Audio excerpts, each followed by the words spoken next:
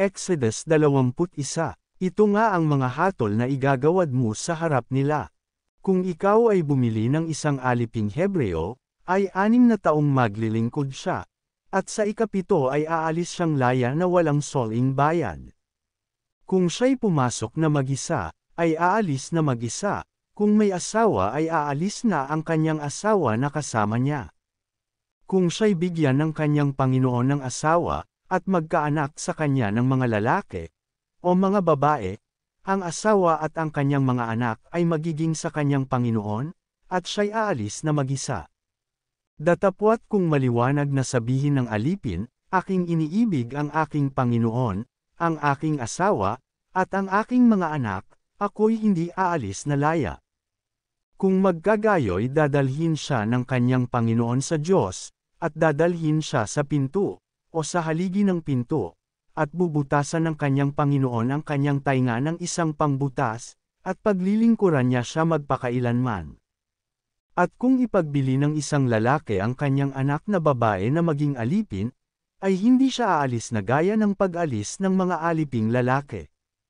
Kung siya'y hindi makapagpalugod sa kanyang Panginoon, na umayaw mag-asawa sa kanya, ay ipatutubos nga niya siya, walang kapangyarihang ipagbili siya sa isang taga-ibang lupa, yamang siya'y nadaya. At kung pinapag-asawa ng bumili sa kanyang anak na lalaki, ay kanyang ipalalagay siya ng ayon sa kaugalian sa mga anak na babae. Kung siya'y mag-asawa sa iba, ang kanyang pagkain, ang kanyang damit at ang kanyang kapangyarihang pagkaasawa ay hindi niya babawasan. At kung hindi niya gawin ang 3 bagay na ito sa kanya ay aalis nga siya na walang bayad, na walang tubos na salapi. Ang sumakit sa isang tao, na anupat mamatay ay papatayang walang pagsala.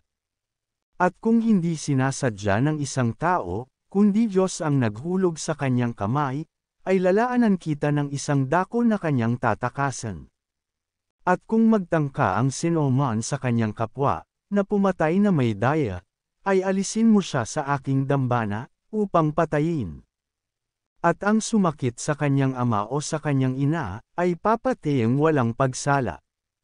At ang magnakaw ng isang tao, at ipagbili, o masumpungan sa kanyang kamay, ay papatayang walang pagsala.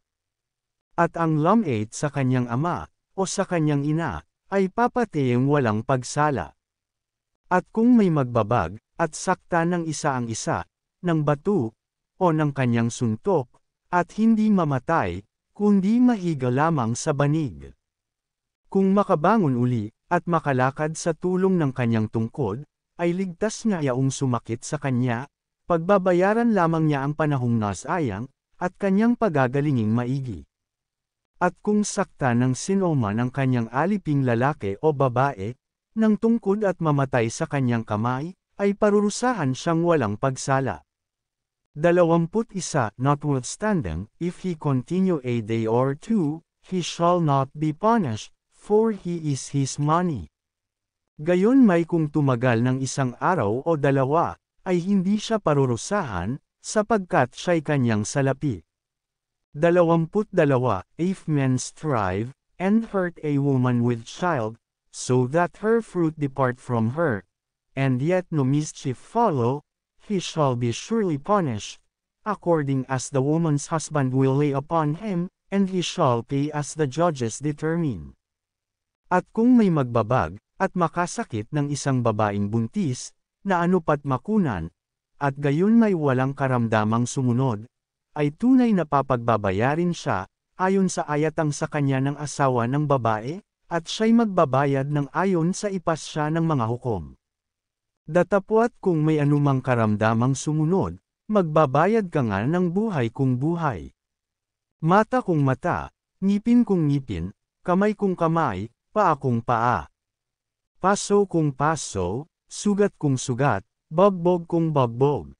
At kung sakta ng sinuman ang mata ng kanyang aliping lalaki, o ang mata ng kanyang aliping babae at mabulag, ay kanyang palalayain dahil sa kanyang mata. At kung kanyang bandalan ang kanyang aliping lalaki, o babae, ay kanyang palalayain dahil sa kanyang ngipin. At kung ang isang baka ay manuwag ng isang lalaki o ng isang babae, na ano't mamatay, ay babatuhing walang pagsala ang baka at ang kanyang lamay hindi kakanin, datapwat ang may-ari ng baka ay maliligtas.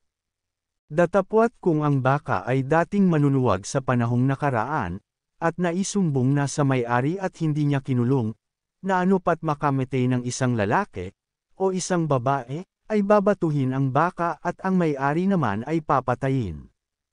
Kung siya'y atangan ng katubusan ay magbibigay nga siya ng katubusan sa kanyang buhay anumang ayatang sa kanya. Maging manuwag sa isang anak na lalaki o babae man, ay gagawin sa kanya ayon sa kahatulang ito. Kung ang baka ay manuwag sa isang aliping lalaki o babae, ay magbabayad ang may-ari ng 30 siklong pilak sa kanilang Panginoon, at ang baka ay babatuhin.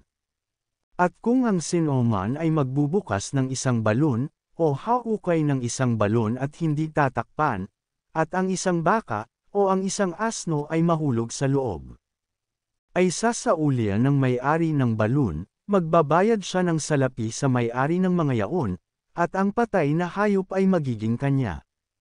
At kung ang baka ng sinoman ay sumakit sa baka ng iba, na ano't mamatay, ay kanilang ang ipagbibili ang bakang buhay, at kanilang paghahatiin ang halaga ni yaon, at ang patay ay paghahatiin din nila. O kung kilala, na ang baka ay dating manunuwag sa panahong nakaraan, at hindi kinulong ng may-ari, ay tunay ngang magbabayad siya, ng baka kung baka, at ang patay na hayop ay magiging kanyang sarili.